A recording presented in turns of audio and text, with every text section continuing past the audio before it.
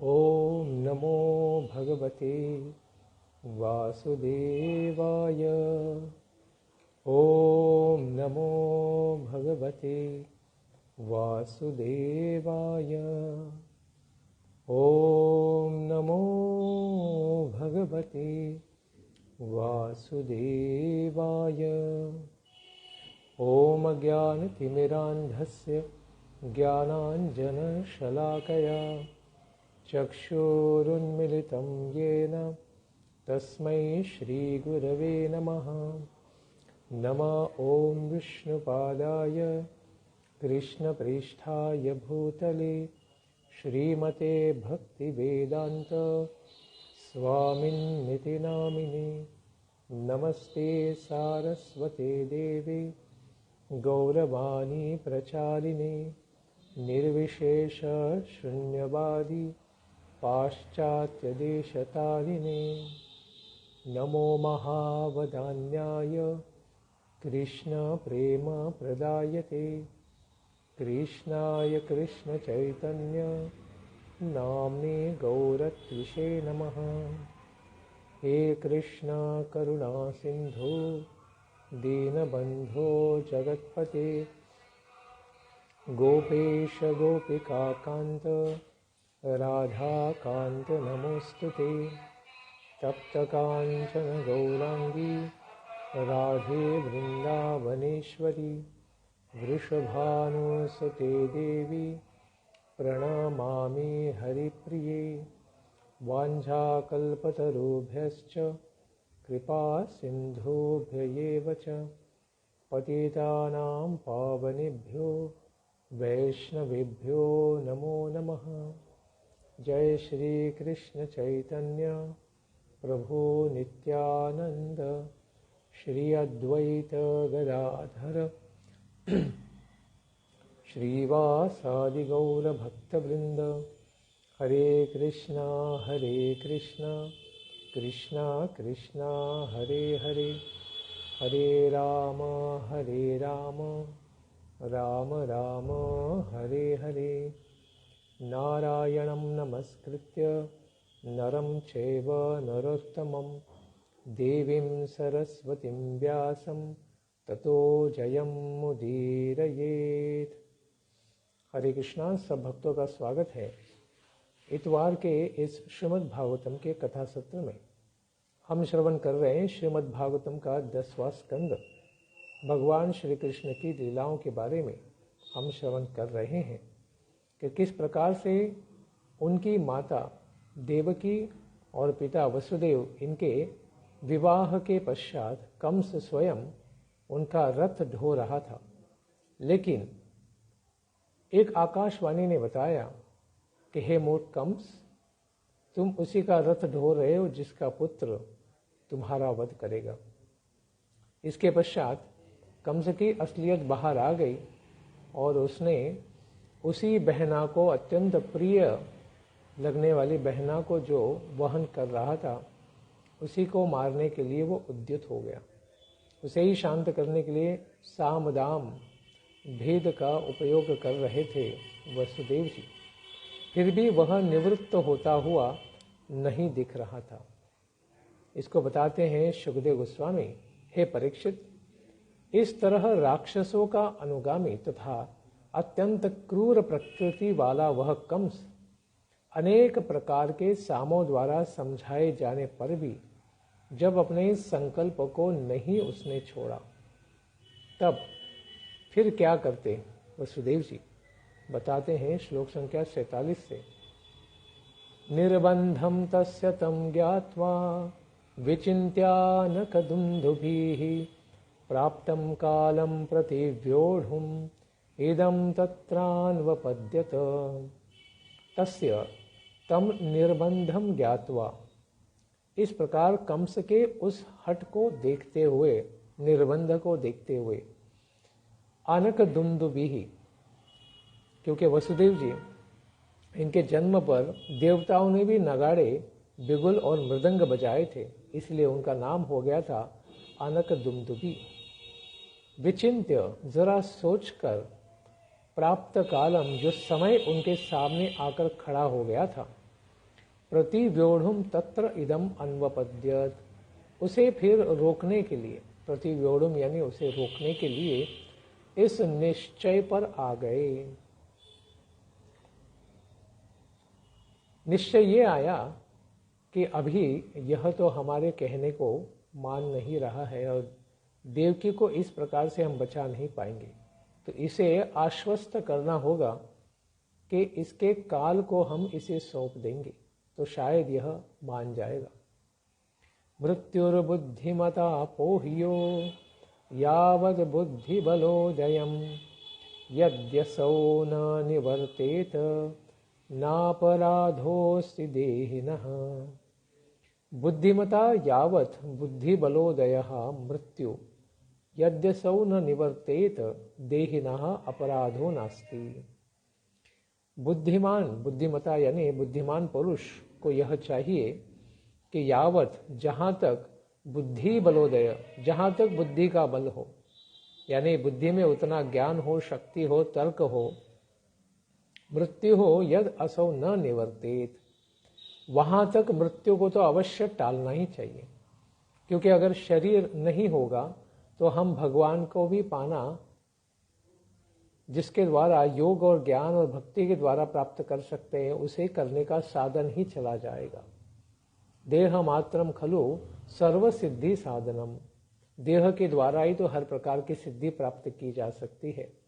तो अगर शरीर ही नहीं रहेगा तो फिर किस प्रकार की प्राप्ति होगी। इसीलिए न निवर्तित, जब तक मृत्यु निवर्तन नहीं होता है प्रयास तो अवश्य करना चाहिए उसे टालने का।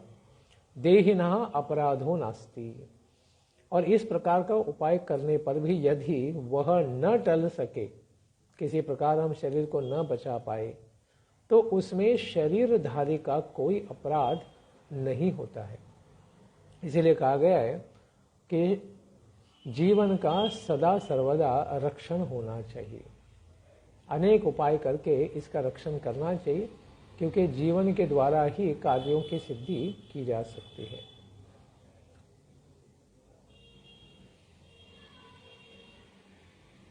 आगे वो सोचते हैं कि मैं इसे किस प्रकार से आश्वस्त करूं।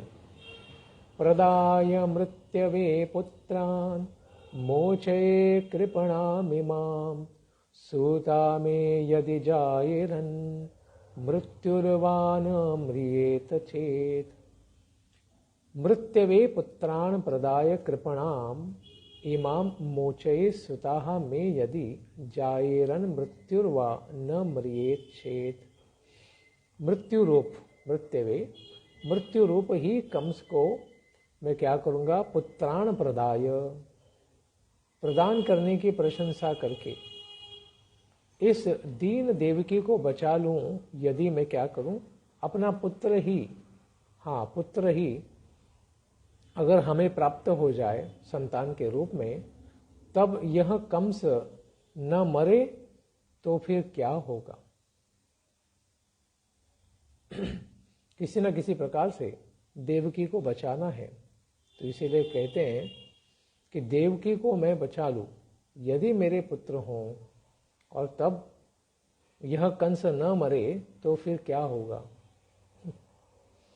अतएव उपेक्षा के रूप में दोष को दूर करने के लिए वसुदेव जी कहते हैं कि मैं ऐसा करता हूँ। इस बात को इस श्लोक से बताते हैं।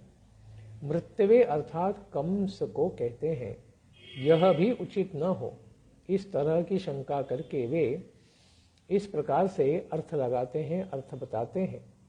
जब तक इसके गर्भ से मेरे पुत्र होंगे तब तक चाहे जो हो, जब तक यह जीवित रहेगी ही। यानी अगर पुत्र तो प्राप्त होना ही है, अगर आकाशवाणी ने कहा है, क्योंकि इसी का पुत्र अगर कंस को मारने वाला है, तो इसका अर्थ यही निकलता है कि देवकी जीवित रहने वाली है। देवकी अगर जीवित रहने वाली है तो पुत्र अवश्य प्राप्त होंगे, और अगर पुत्र अवश्य प्राप्त होगा तो कंस का वध तो अवश्य ही होगा। उसके बीच यदि कंस ही मर जाता है तो फिर कोई भी अनर्थ नहीं होगा। यानी देवकी जीवित रह जाए, पुत्र संतान की भी प्राप्ति हो जाए, और अगर बीच में या उसके पहले ही, जो बच्चे के मारने से पहले अगर कंस मर जाए किसी कारण से, तब तो फिर क्या। इसलिए कहते हैं विपर्यो वा किं न स्यात् गतिर्धातुर्दुरत्यया उपस्थितो निवर्तेत निवृत्तः पुनरापतेत्। वा विपर्यः किं न स्यात्, या यह भी हो सकता है, संभव है कि उल्टा ही हो जाए। क्या हो जाए? धातुः गति ही दुरत्यया उपस्थितः निवर्तेत निवृत्तः पुनः आपतेत। मेरा पुत्र ही इसको मार दे, क्योंकि विधाता धातुः गति दुरत्यया, विधाता की गति को यानी विधान को पार पाना तो अत्यंत कठिन है, और वह तो होकर ही रहेगा। निवर्तेत निवृत्तः पुनः आपतेत, तो मृत्यु के सामने मृत्यु सामने आने पर भी टल जाती है और टली हुई भी लौट आ सकती है। इस प्रकार से संसार में कभी कभी हो जाता है। जैसे सत्यवान का मृत्यु तो हुआ था, उसका देह भी यानी उसे भी ले जा रहा था यमराज के द्वारा, लेकिन फिर सावित्री ने बड़ी चतुराई के द्वारा उसे पुनः प्राप्त कर लिया था, यानी मृत्यु होने पर भी सत्यवान को पुनः प्राप्त किया था। तो ऐसा कभी कभी हो सकता है। इसलिए सोचते हैं कि यदि मेरे पुत्र हो और इसकी मृत्यु न हो, तो हो सकता है कि मेरा पुत्र ही फिर इसको मार दे, कंस को। यह भी संभव है। यदि कहें कि प्रौढ़ कंस की तुम्हारे बालकों से मृत्यु कैसे संभव है, छोटा सा बच्चा इतने बड़े महान राक्षसी रूपी कंस को कैसे मार पाएगा, तो इस बात पर कहते हैं कि अरे, अगर विधाता ने इसी प्रकार से कुछ सोचा है तो ऐसे ही होगा। तो विधाता के विधान को तो पार पाना अत्यंत कठिन है। तो विधाता ने तो यही कहा है कि इसका 8वां गर्भ ही कंस को मारेगा। अतएव इस समय पुत्र समर्पण की प्रतिज्ञा ही अगर कर दी जाए तो ये बड़ा उपाय हो जाएगा, जिससे हम कंस को शांत तो कर ही पाएंगे। इसीलिए पुत्र समर्पण की प्रतिज्ञा ही उन्हें उचित लगी कि हमारा पुत्र अगर हो तो वो तुम्हें क्या मारे, हम तुम्हारे ही उसको हाथ में सपुर्द कर देंगे। ऐसा करने से इसकी उपस्थित मृत्यु भी तो टल जाएगी। टली हुई मृत्यु भी यदि लौट आए तो उसमें मेरा तो कोई दोष नहीं कि चलिए बच्चे को इनके हाथ में दे दिया, फिर भी किसी कारण से बच्चे ने बाद में अगर कंस को मार दिया तो इसमें हमारी तो कोई गलती होगी नहीं। अथवा मेरे पुत्र से उपस्थित इसकी मृत्यु इसके वध से ही तो भी यह अच्छा उपाय ही होगा, क्योंकि पुत्र के द्वारा अगर इसकी मृत्यु होती है तब तो एक असुर ही इसका नाश हो रहा है, जिसके लिए तो भगवान स्वयं आते हैं असुरों का विनाश करने के लिए। इस प्रकार से अपने विचार वो आगे बढ़ाते हैं। इसके लिए एक उदाहरण भी उनके मन में आता है। अग्नेर्यथा दारु वियोग योगयोर अदृष्टतोन्यंत्र निमित्तमस्ति एवं हि जन्तोरपि दुर्विभाव्यः शरीर संयोग वियोग हेतुः। यथा अग्नेः दारु वियोग योगयोः अदृष्टतः अन्यत् निमित्तम नास्ति। जिस तरह वन में लगी हुई आग वृक्षों के घर्षण से होने वाला यानी संयोग और वियोग का कारण अदृष्ट के अतिरिक्त दूसरा नहीं है, यानी उसे देखा नहीं जाता है, अदृष्टतः देखा नहीं जाता है। एवं ही जंतो अपि संयोग वियोग हेतु दुर्विभाव्यः। उसी प्रकार से देखा जाता है कि नजदीक का वृक्ष बच जाता है और दूर का वृक्ष तो जल जाता है। यानी कोई वृक्ष अग्नि में जो दावानल अग्नि उसमें भस्मीभूत होकर राख हो जाता है, तो फिर दूसरा वृक्ष पूरी तरह बच जाता है और हरा का हरा ही रह जाता है। उसी तरह कहते हैं कि एवं ही जंतु हो, उसी प्रकार से प्राणी का कौन सा शरीर बना रहेगा और कौन सा शरीर यानी दूसरे प्राणी का कौन सा शरीर विनष्ट हो जाएगा, इसको कोई नहीं जान पाता है। इसको जान पाना अत्यंत कठिन है। हेतु हो दुर्विभाव्य, इस प्रकार से प्रमाण नहीं किया जा सकता। प्राणियों के अदृष्ट को जान पाना अत्यंत कठिन है कि क्या होगा, कौन बचेगा, कौन मरेगा, कब मरेगा, कैसे मरेगा। इसीलिए इस श्लोक से बताते हैं कि वन में वृक्षों को जलाने वाली वनाग्नि नजदीक के वृक्ष को छोड़कर दूर के वृक्ष को जला देती है, अथवा गांव में लगी हुई अग्नि नजदीक के घर को, गृह को छोड़कर दूरस्थ घर को जला देती है। और यह देखा जाता है कि इस प्रकार से अग्नि भी कभी कभी जो सूखा हुआ घर या पेड़ है उसे छोड़ देती है और गीले पेड़ को जला देती है। इसमें प्राणियों के अदृष्ट से भिन्न दूसरा कोई भी नियामक नहीं है जो इसका निर्णय लेता है।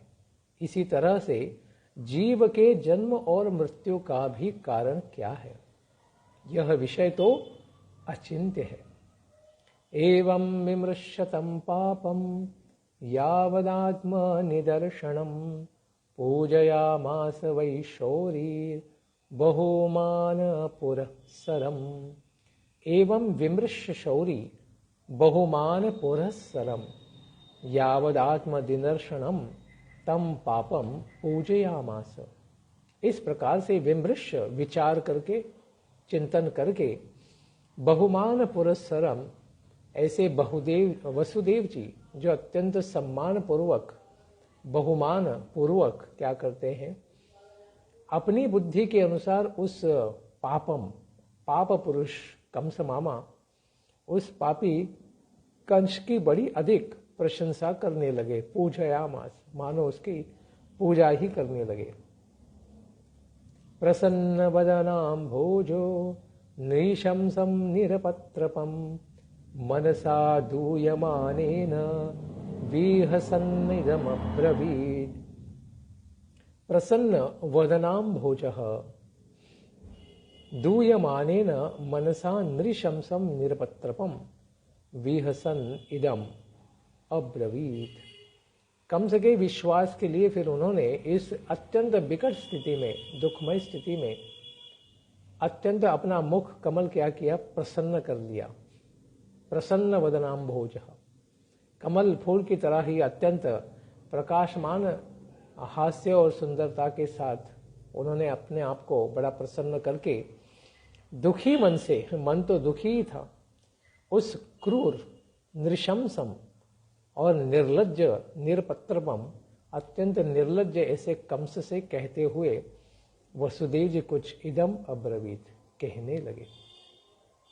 क्योंकि कंस को तभी विश्वास आएगा जब वो प्रसन्न मुख होगा और हंसते हुए कुछ कहेगा, अन्यथा उसे भी शंका आ जाएगी। इसलिए वसुदेव कहते हैं, वसुदेव उवाच न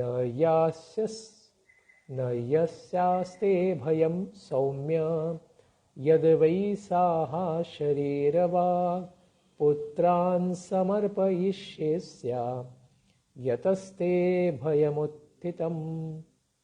सौम्य, स्वभाव से अत्यंत सौम्य हे कंस, आपको हम क्या करेंगे, अस्याहा ते, इस देवकी से आपको भय नहीं, भयम नहीं, कोई भी भय नहीं। आस्ते यद्वैसा अशरीर वाक आह, जैसा कि आकाशवाणी ने कहा, अशरीर वाक, जिसका कोई शरीर नहीं था लेकिन उससे वाक यानी वाणी निकली थी, इसीलिए कहते हैं कि उस आकाशवाणी ने यह कहा था, यतः ते भयम उत्थितम अस्याः पुत्रान् समर्पयिष्ये, इसके पुत्र से आपको भय है, देवकी से तो कोई भय नहीं, क्योंकि देवकी आपके प्रत्यक्ष मृत्यु का कारण तो नहीं बनने वाली है, इसका पुत्र ही, होने वाला पुत्र ही आपको मृत्यु का कारण बनेगा।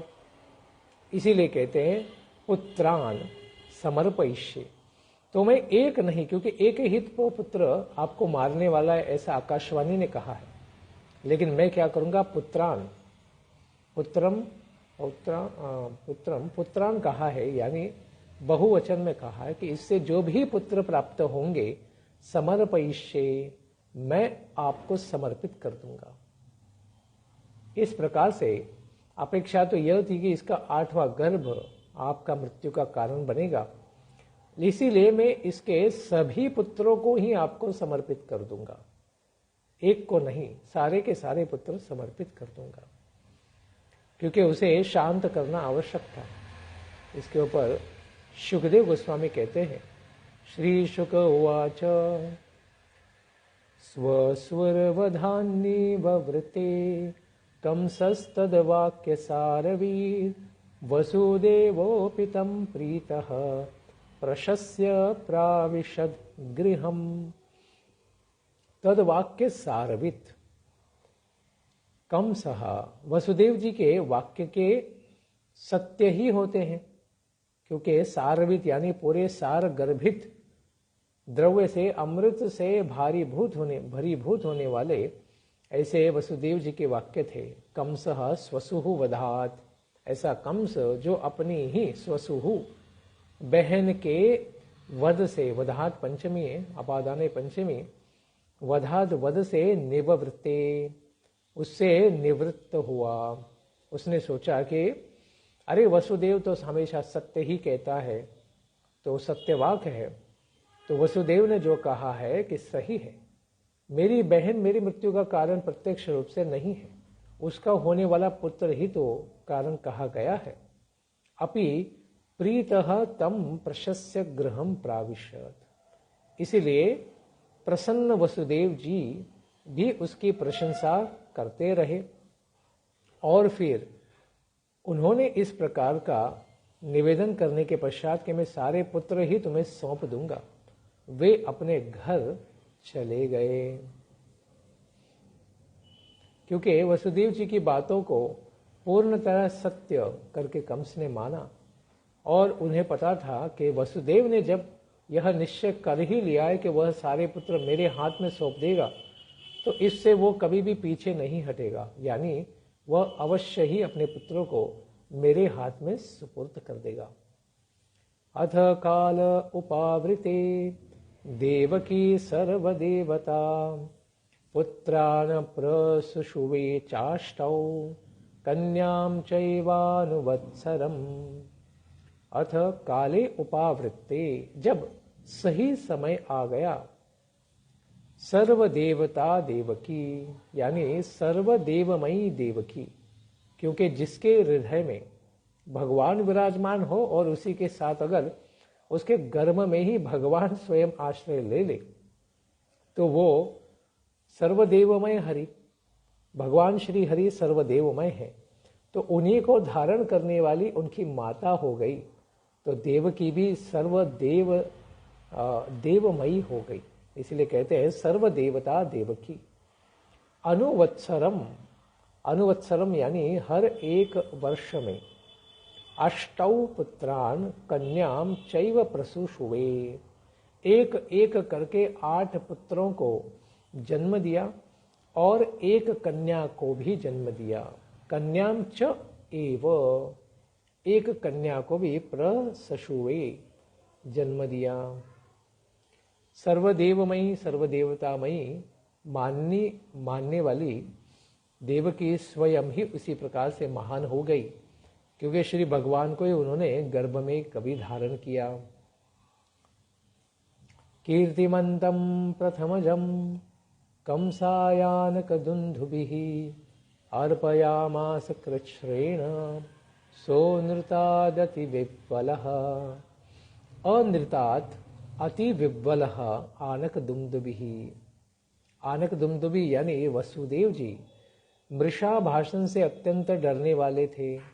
अनृतात् जिसमें सत्य न हो और ऋत न हो, उससे वो हमेशा डरते थे। अति विह्वलः बड़े कातर और विह्वल हो जाते।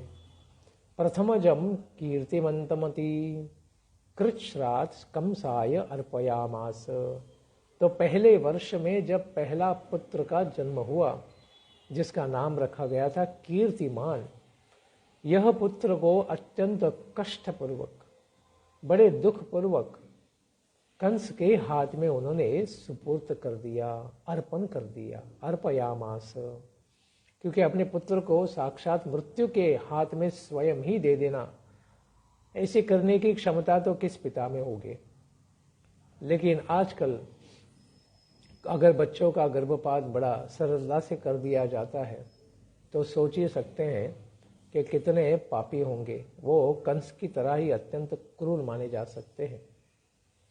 इसीलिए इस प्रकार से दुख सहना बड़ा कठिन है कि अपने बालक को ही मृत्यु के हाथ में स्वयं ही दे देना।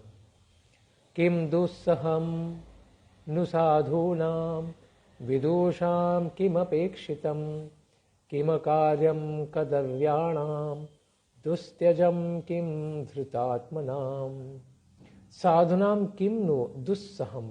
अरे परीक्षित, सत्यसंध पुरुष सब कुछ सह लेते हैं। दुस्सहम यानी सहन न करना पड़ा, और नु दुस्सहम यानी कैसे वो अत्यंत कठिन से कठिन दुख को सह जाते हैं, उन्हीं को साधु कहा जाता है। विदुषाम किम अपेक्षितम।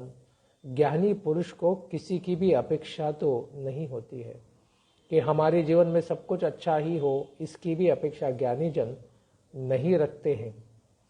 कदर्याणाम किम अकार्यम धृतात्मनाम किम दुस्त्यजम।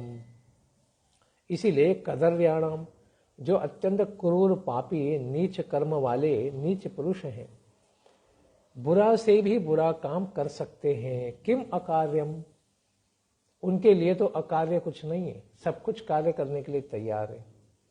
धृतात्मनाम, और जो जीते इंद्रिय हैं, धृत आत्मनाम, जो अपने हृदय को बुद्धि को संयमित करके बैठे हैं, ऐसे महान व्यक्ति के लिए किम दुस्त्यजम, उनके लिए तो वे तो सब कुछ त्याग कर सकते हैं, अपने देह को भी त्याग कर सकते हैं, तो अपने पुत्र को कैसे नहीं त्याग कर देते।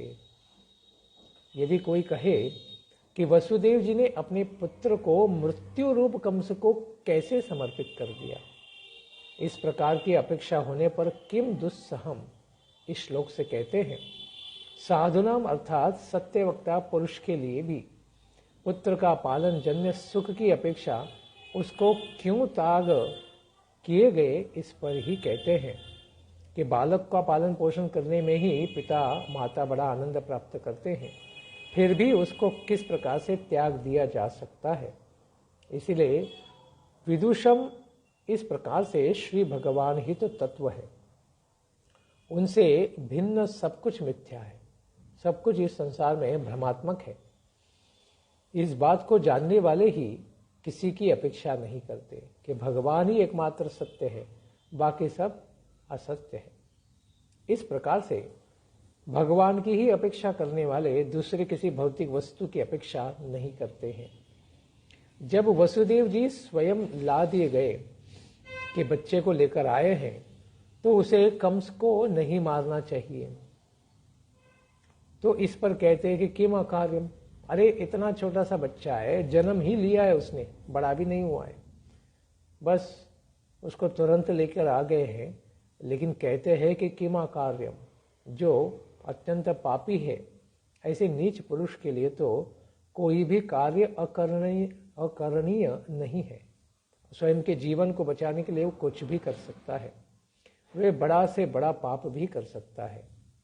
प्रश्न होता है कि देवकी उस पुत्र को क्यों दे सकती है, एक माता अपने बच्चे को मरने के लिए कैसे दे सकती है।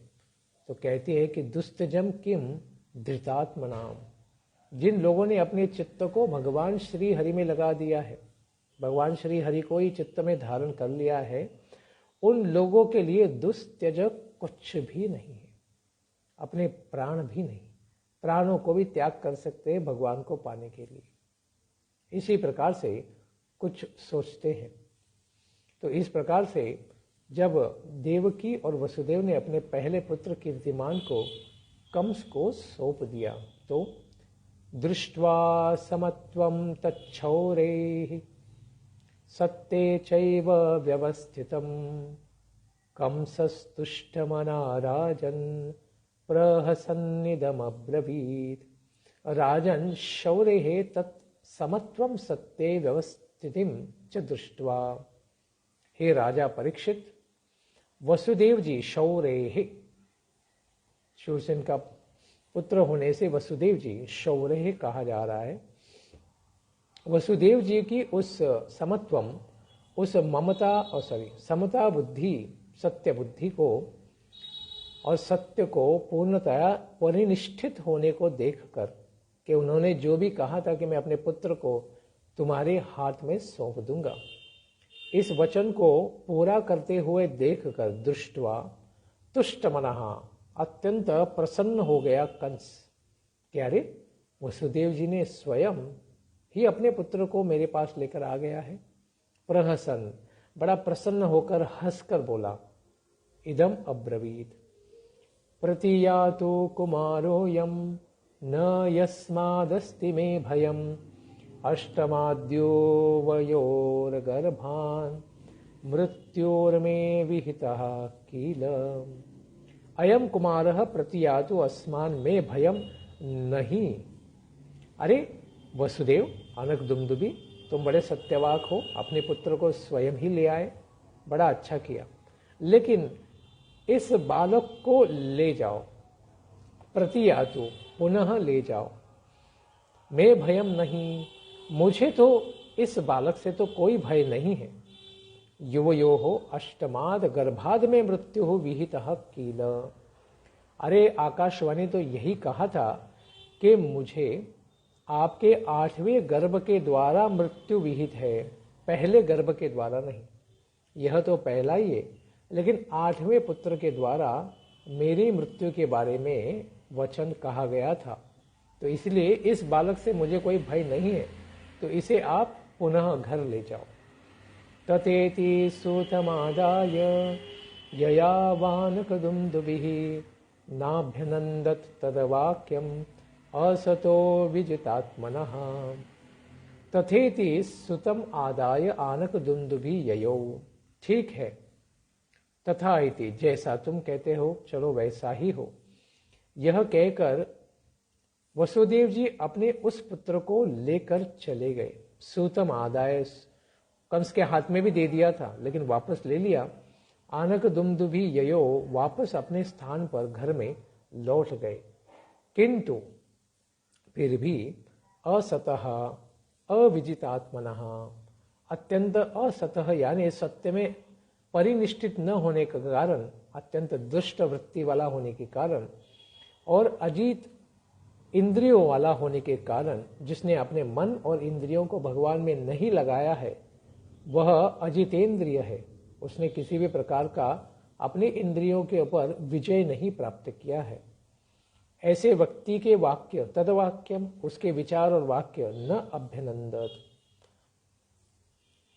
उसकी बात तो उन्होंने बहुत अच्छा नहीं माना, क्योंकि इसका कोई भी भरोसा नहीं है।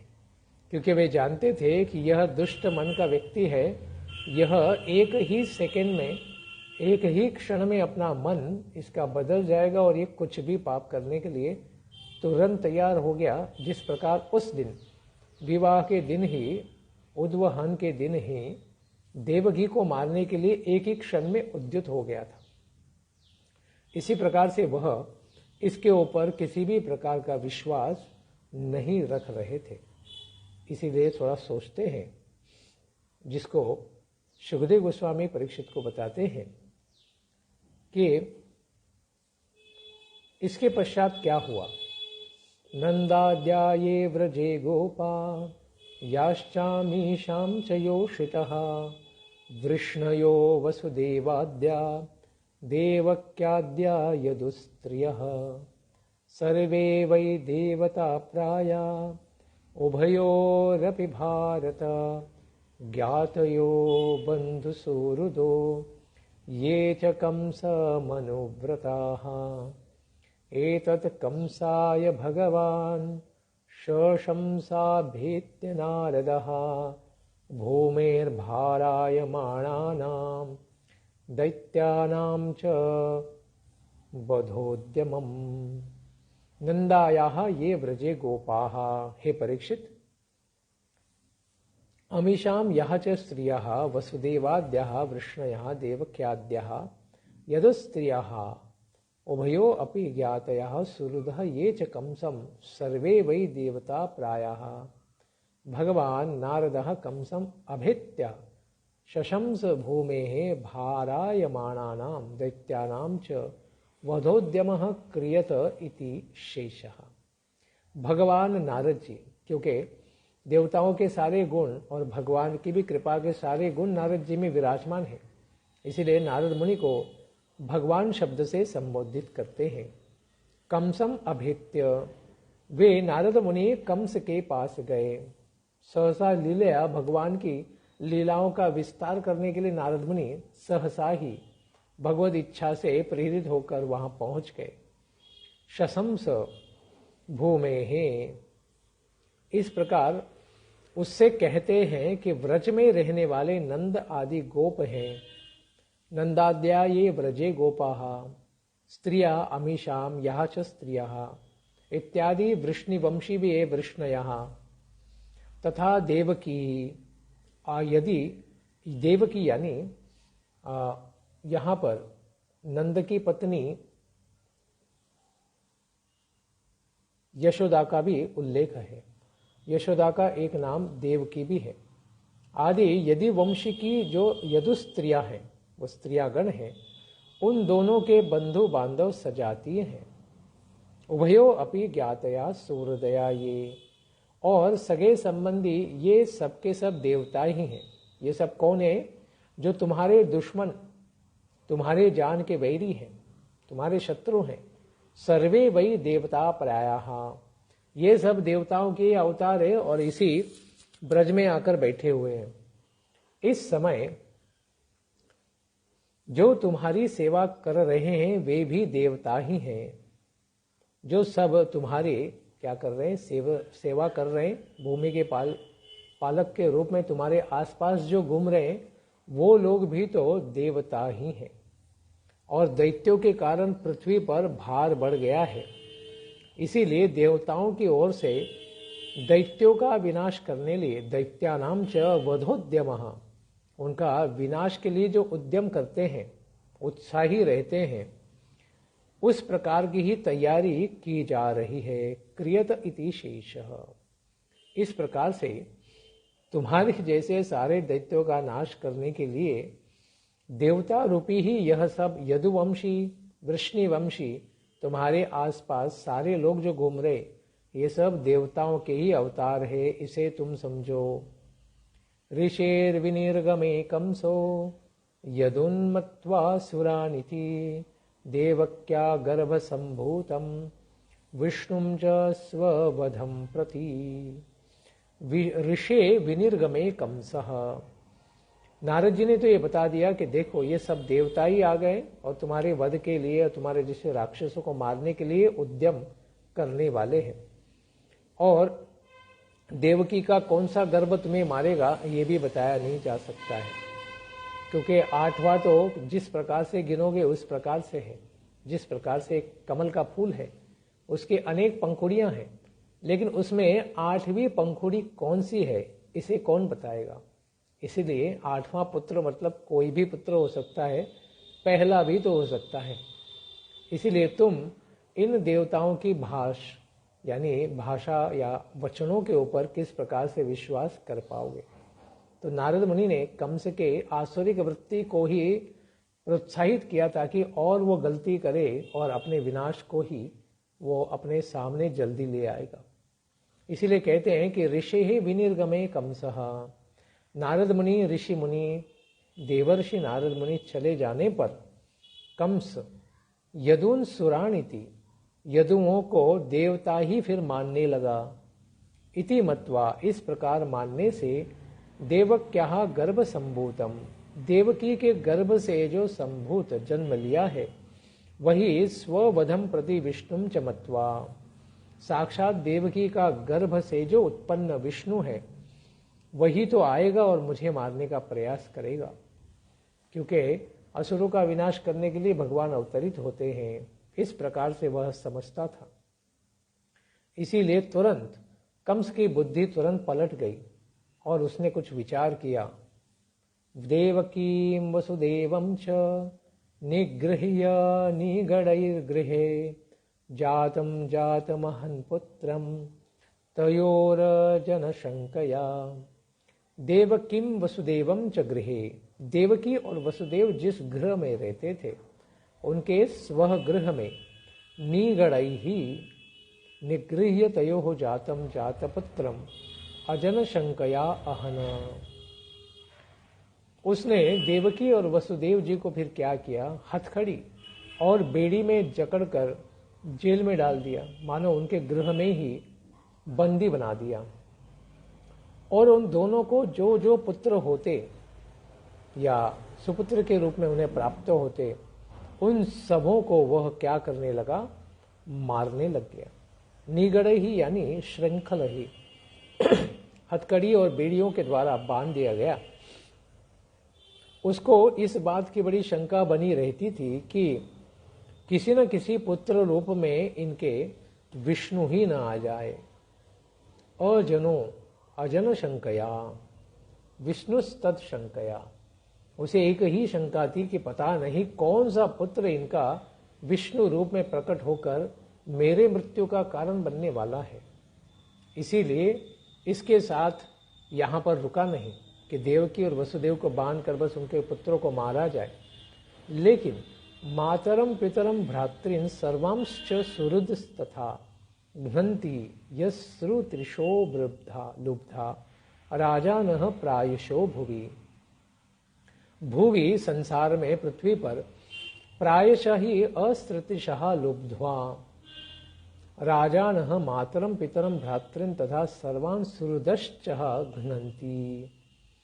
संसार में प्राय यह देखा भी जाता है कि अपने प्राणों के लोभी राजागण, लुब्ध जो राजानः मातरम माता पिता, भ्रातृन भाई तथा अपने सगे संबंधी, सर्वान् सुहृदश्च उनको भी क्या कहते हैं, घ्नन्ति मरवा देते हैं। आज भी संसार में देखा जाता है कि अनेक अनेक देशों में अस्थिर या असुरक्षित भाव होने के कारण वहाँ के जो आतताई प्रमुख होते हैं, राज्य के प्रमुख, वो अपने चाचा मामा काका बंधु भाई सबका वध कर देते हैं, क्योंकि उन्हें डर रहता है कि यह किसी न किसी प्रकार से ऐसा कार्य करेंगे और हमें मारकर स्वयं सारी सत्ता और राज्य को छीन लेंगे। जैसे औरंगजेब के बारे में भी आपने कथा श्रवण की ही होगी। इस प्रकार से कंस को इस बात को तो जानता ही था कि विशेष रूप से उसे पूर्व जन्म का या भूतकाल का स्मरण हो आया। आत्मानमिह संजातम जानन प्राग विष्णुना हतम महासुरम काल नेमिम यदुभिः स व्यरुध्यत। इह आत्मानं महासुरम काल नेमिम संजातम प्राक विष्णुना हतम जानन सह यदुभिः व्यरुध्यत। कंस इस बात को जानता था कि वह पूर्व जन्म में महासुरम अत्यंत महान असुर, महान राक्षस कालनेमिम, कालनेमि नाम का ही महान असुर था, और समजातम प्राक विष्णुना, और भगवान विष्णु प्रकट होकर उन्होंने क्या किया था, विष्णुना हतम, भगवान के विष्णु के द्वारा ही वह मारा भी गया था। जानन, इसको जानता हुआ वह सह कंस मामा यदुभिः व्यरुध्यत, इसीलिए उसने सारे यदुवंशियों से विरोध ठान लिया, उनका विरोध करने लग गया, उन्हें नियंत्रित करने लग गया। उग्रसेनम च पितरम यदुभोजान्धकाधिपम स्वयं निगृह्य बुभुजे शूरसेनान् महाबलः।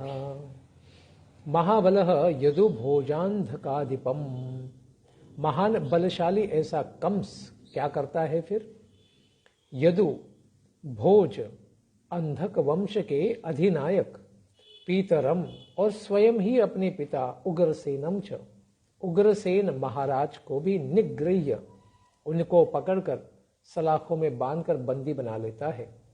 और शूरसेनाम बुभूषे, इस प्रकार से उग्रसेन के द्वारा जो प्रतिपालित शूरसेन प्रदेश था उसका राजा बनकर, स्वयं ही राजा बनकर उसका प्रशासन करने लगा। उन्होंने हठात ही क्या कर दिया, सारे राज्य को हड़प लिया, राजा को ही, अपने पिता को ही बंदी बना लिया, उन्हें भी बंदी गृह में डाल दिया। और दूसरे यदु, भोज और अंधक वंश के लोगों को भी स्वयं को अधिनायक बना लिया, उन सबको भी नियंत्रित करना प्रारंभ कर दिया कि मेरे अनुसार तुम्हें चलना होगा, अन्यथा तुम्हें भी मृत्यु के घाट उतार दूंगा। इस प्रकार का भय दिखाकर कंस ने सबको नियंत्रित कर लिया, क्योंकि कहीं भी राजकीय बंड अगर हो जाए तो उसको नियंत्रित बाद में करना कठिन है, तो पहले से ही सबको उसने नियंत्रण में ला लिया। इस प्रकार की मनोवृत्ति वाला यह कंस यहाँ पर सबको नियंत्रित करके अपने मृत्यु पर विजय पाने के लिए बड़ा प्रयास कर रहा है। तो इस प्रकार से स्थिति होते हुए भी भगवान किस प्रकार से देवकी के गर्भ का आश्रय लेते हैं और फिर देवता उन्हीं भगवान को गृह में और देवकी के गर्भ में होते हुए ही किस प्रकार से उनकी दिव्य स्तुति करते हैं, इसको हम श्रवण करेंगे आने वाले इतवार के सत्र में, ठीक 11 बजे। धन्यवाद। हरे कृष्णा। ग्रंथराज श्रीमद् भागवतम की जय। दशम स्कंद की कृष्ण आविर्भाव की जय। निताय गौर प्रेमानंदे। हरि हरि बोल।